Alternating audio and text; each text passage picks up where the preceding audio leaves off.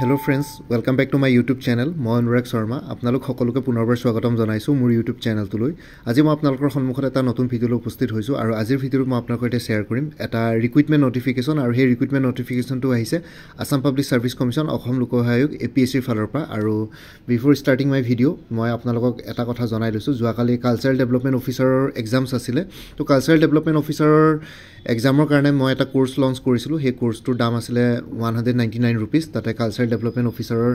যোনখন general studies paper আছিলে তাৰ কাৰণে এটা কোৰ্স আছিলে ফুল কোৰ্স তো তাৰ যোৱাকালি মই ইয়াতে মোৰ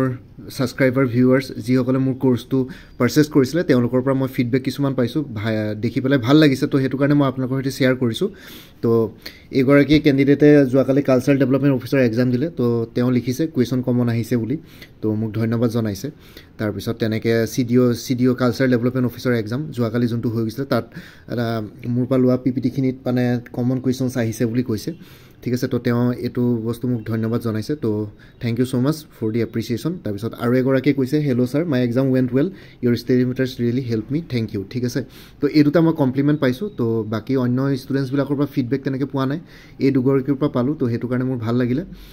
ফিডবেক এটা পাই পেলাই যেহেতু কালচাৰেল ডেভেলপমেন্ট অফিচাৰৰ এক্সামছ যোৱাকালি হৈছিল মোৰ ষ্টাডি মেটাৰিয়েলছ বহুতে ইউজ কৰিছিল আৰু তেনেকে ধৰণে তেওঁলোকে ষ্টাডি মেটাৰিয়েলছ ইউজ কৰি পেলাই কিবা বেনিফিট হৈছে তো হেতু মোৰো ভাল লাগিছে তো অবভিয়াসলি হেখিনি বেলেগ কথা আৰু লগতে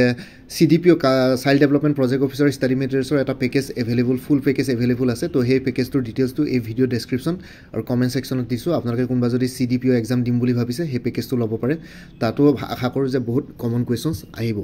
তো এতিয়া জাস্ট ৰিক্ৰুটমেন্ট নটিফিকেশনটোলে যাও ৰিক্ৰুটমেন্ট নটিফিকেশনটো হ'ল যে ইয়াতে ইনস্পেক্টৰ ফেক্টৰীজৰ আন্ডাৰ লেবাৰ ওয়েলফেয়াৰ ডিপাৰ্টমেন্টত পোষ্ট ওলাইছে টোটাল 3টা পোষ্ট আছে ওপেন ক্যাটেগৰি টোটাল 2টা পোষ্ট আছে OBC MOBC কাৰণে ৰিজাৰ্ভ আছে এটা ঠিক আছে গ্ৰেন্ড টোটাল 3টা আৰু এনেকুৱা নহয় যে বাকি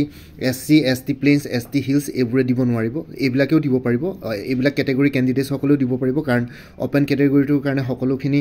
ওপেন থাকে তো ইয়াতে সকলো ক্যান্ডিডেটছে এপ্লাই কৰিব পাৰিব inspector factories Assam under labour welfare department ঠিক আছে তো লেবাৰ ওয়েলফেয়াৰ ডিপাৰ্টমেন্টৰ post pay scale plus grade pay plus other allowances as admissible to the Assam state government employees from time to time per month to হ'ল 30,000 to 1,10,000 grade pay 12,700 pay band 4 তো এটো এটা class 1 gazetted post হয় inspector ফেক্টৰীজ two ঠিক আছে pay স্কেলটো দেখিলে গম পাব আপোনালোকৰ আসাম পুলিশ সাৰ্ভিস বা অন্যান্য তেনেকুৱা ক্লাস 1 গেজেটেড পোষ্টৰ সমানে হয় গ্ৰেড পে আৰু পে স্কেলটো পে বেন 4ত আছে তাৰ পিছত বাকি এলিজিবিলিটি ক্ৰাইটেৰিয়া হ'ল ক্যান্ডিডেটজন ভাৰতীয় নাগৰিক হ'ব লাগিব আৰু অসমৰ পাৰ্মানেন্ট বাসিন্দা হ'ব লাগিব আৰু লগতে পাৰ্মানেন্ট বাসিন্দাৰ ডমিকেল প্ৰুফ হিচাপে তেওঁ পাৰ্মানেন্ট ৰেসিডেন্সিয়েল সাৰ্টিফিকেট দেখুৱাব লাগিব অনলাইন এপ্লাই কৰোতে তেওঁ আপলোড কৰিব লাগিব নহলে এমপ্লয়মেন্ট এক্সচেঞ্জ ৰেজিষ্ট্ৰেচন সাৰ্টিফিকেট হলেও হৈ যাব যিকোনো এটা হলে হ'ল প্ৰুফ অফ ৰেসিডেন্সি হিচাপে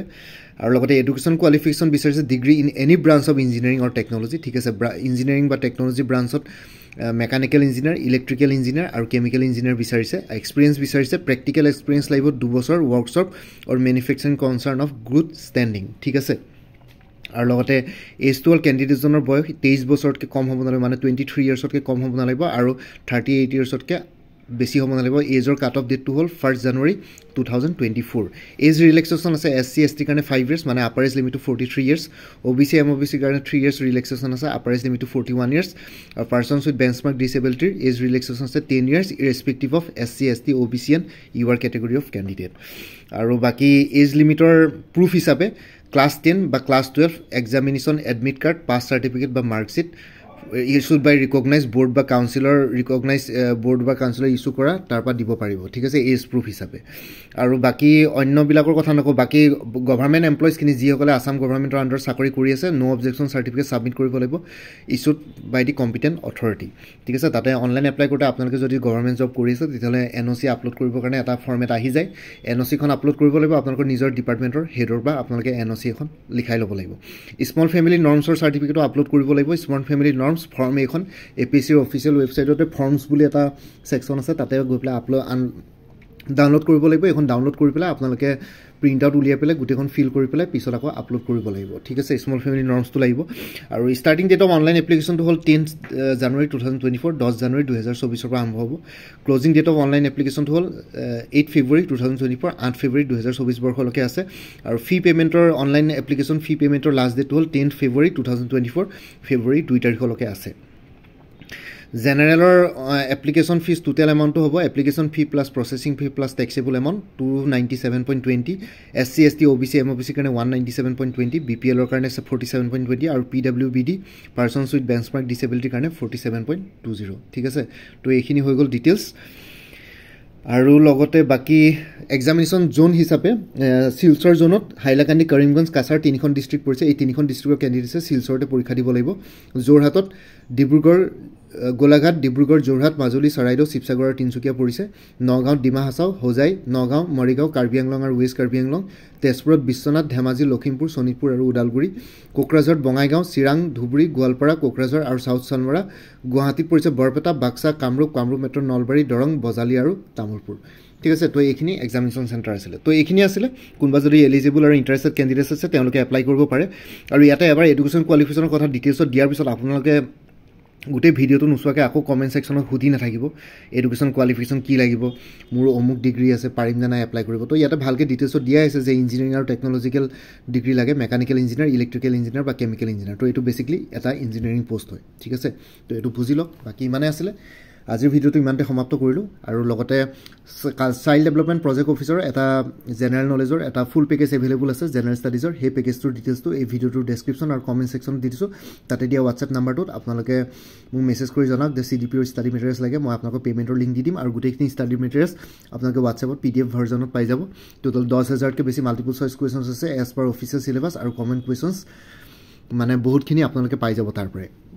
ঠিক আছে আৰু লগতে যোনটো ফোন নম্বৰ দিয়া আছে এইটো হোৱাটছএপ নম্বৰ হয় আপোনালোকে সেইটোত কল নকৰিব কল কৰিলে মানে মোৰ দিগদাৰ হয় মই অফিচত থাকোঁ তো আপোনালোকে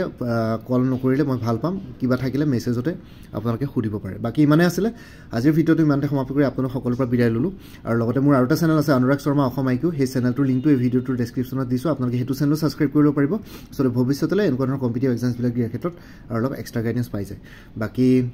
আজিৰ ভিডিঅ'টো ইমানতে সমাপ্ত কৰি আপোনালোক সকলোৰ পৰা বিদায় ল'লোঁ কাইলৈ পুনৰ এটা নতুন ভিডিঅ'লৈ আপোনালোকৰ সন্মুখত উপস্থিত হ'ম তেতিয়ালৈকে ভালকৈ প্ৰিপেৰেশ্যন কৰি থাকক সকলোলৈ অল দি বেষ্ট থাকিলে bye and take care friends Bharat Mata কি জয় জয় আই অসম